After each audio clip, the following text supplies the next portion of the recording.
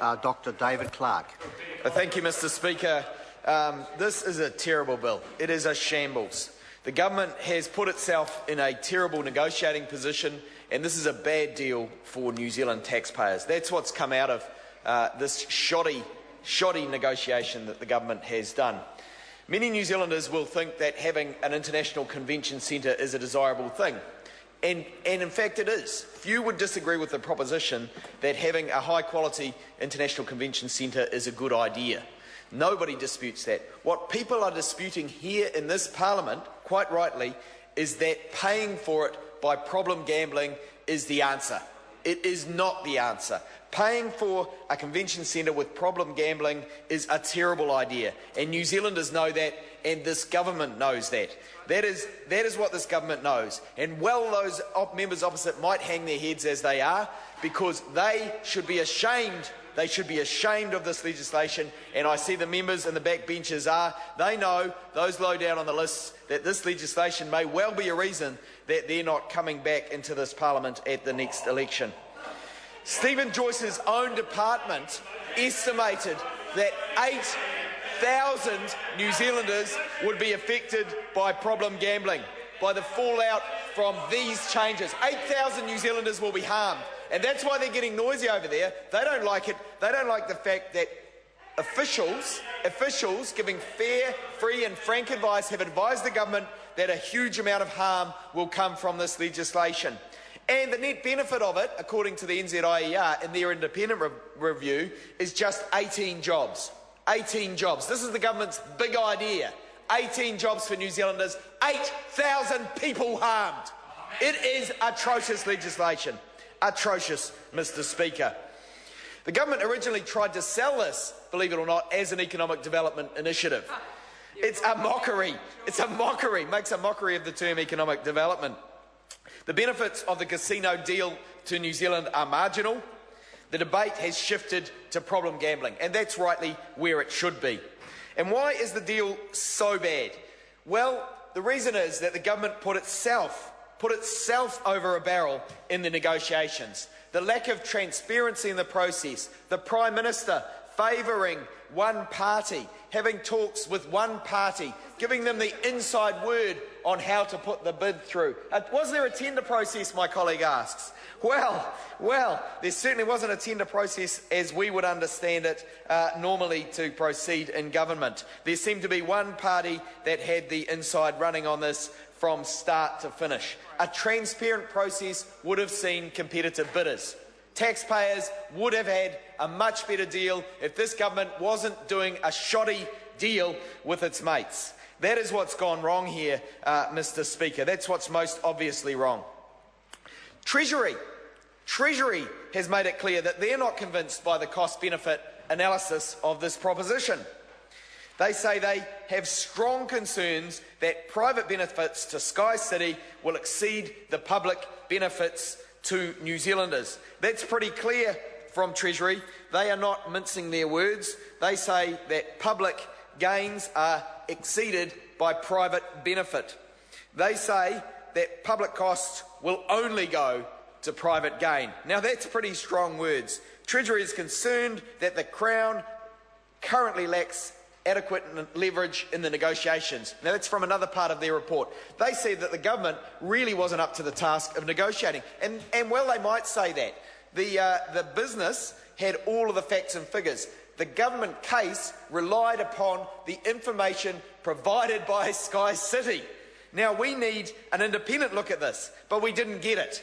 There was no independent, transparent process for picking the winner from this tender. It was a shoddy deal done by a shoddy government that is determined to do shoddy deal after shoddy deal after shoddy deal, and this casino deal, I'm afraid, is no different. The deal buys Sky City an extra 230 pokie machines and an extension on its licence until 2048 in return for building the convention centre.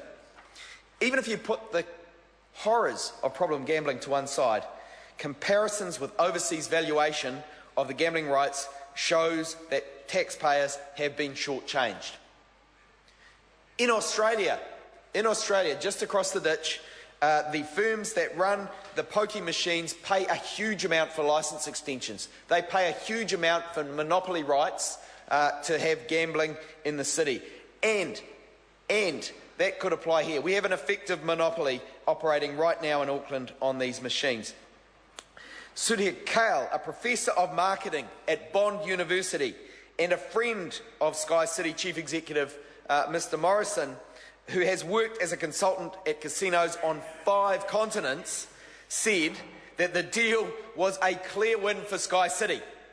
He said, and these are his words, I quote, "He's a friend, but if you want to quote me, you can say Morrison did an excellent job negotiating with authorities."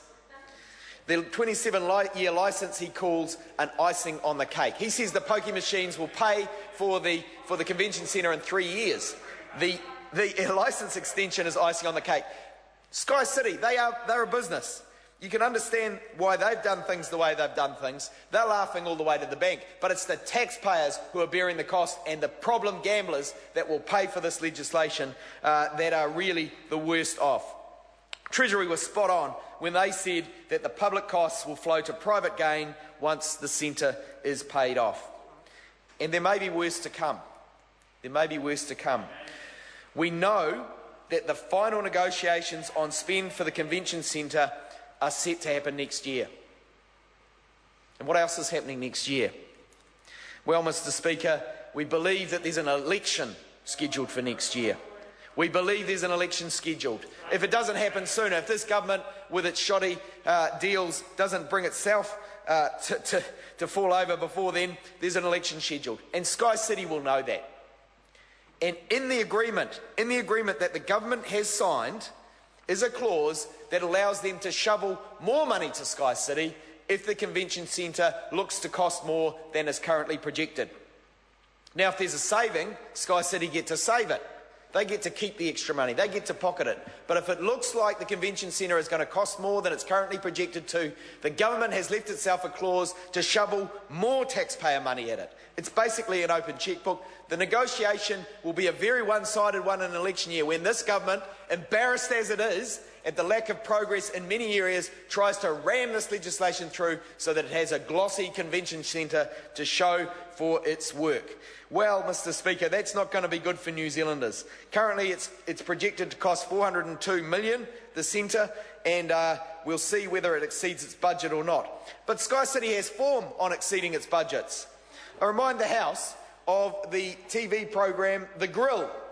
The restaurant The Grill cost $4 million. It was supposed to be open for the 2011 Rugby World Cup. And, Mr Speaker, that project ran 25% over budget and 25% over time. And that was when the incentives were lined up for Sky City to finish it on time and to finish it under budget. But right now the incentives are lined up to finish it over time and over budget on the taxpayers' expense. This is a terrible deal. And the Treasury have pointed it out. The Auditor General has also pointed it out. This government has not been a competent negotiator. The Auditor General said, and pulled no punches, describing the process for what it was.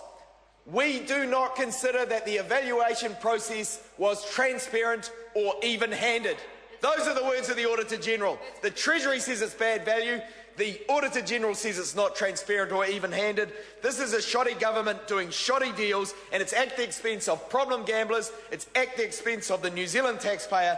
Those members opposite that are hanging their heads do so quite rightly. This will cost the government because New Zealanders know this is a bad deal for everybody. It's a bad deal all round. It's shoddy, and I would ask those members opposite to examine their consciences when it comes time to vote on this conscience issue and pull out now, save your seats, do the right thing, and let's have a proper transparent process around this deal. Let's get a convention centre that's paid for the right way, not paid for off the back of problem gamblers and not at the expense of decent, proper process.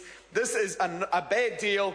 8,000 more New Zealanders harmed, according to government's own figures, for just 18 more jobs. A shoddy, shonky deal from this government, Mr Speaker.